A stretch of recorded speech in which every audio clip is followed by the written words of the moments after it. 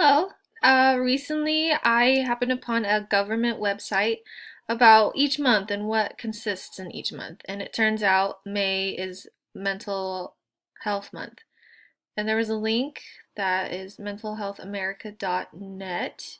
And that link provides really good information explaining more about what happens in May. Now, Mental Health Month started way back in 1949, and people were encouraged to understand what mental health really is. And some people took that the wrong way and thought that was the worst thing possible, that their impression on it is just that it wasn't a good thing, but it was encouraged for people to really understand it more. Now, Mental Health America started way back when a man himself had issues, and he was set up at an institute and placed there, and he had a horrible experience. He was abused there, and that's why he set up that website. And later on, that website was set up by another group as well. Now, looking at that website, there really is some interesting information. There's two posters on there, one saying, "Do more for one in four." And now, what that means is that about 25% are affected with mental health issues. But you really can get them diagnosed, and if there's problems, you can help them so that they can succeed later in life after they get help. That website really explains further more information on that.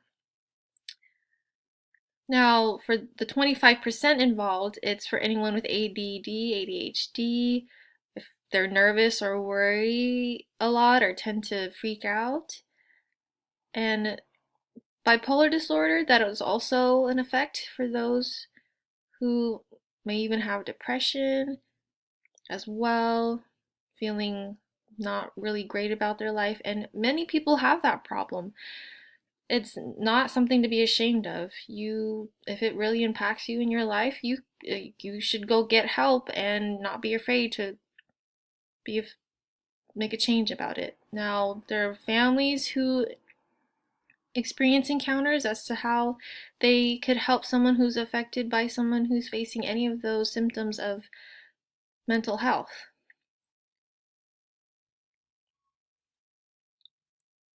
Now, there's a comment about where you can improve your life when you're affected by mental health.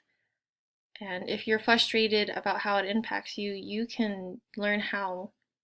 And it really explains why the stress of depression, or how you're diagnosed with mental health, or with your children or family, or if you're sick, or if a nanny gets affected about being burnt out from taking care of kids. Or if someone is sent off to military, how will someone be affected by that? Just a lot of different scenarios and ways in which they could be helped. That website really explains tips as to how you can be better with mental health.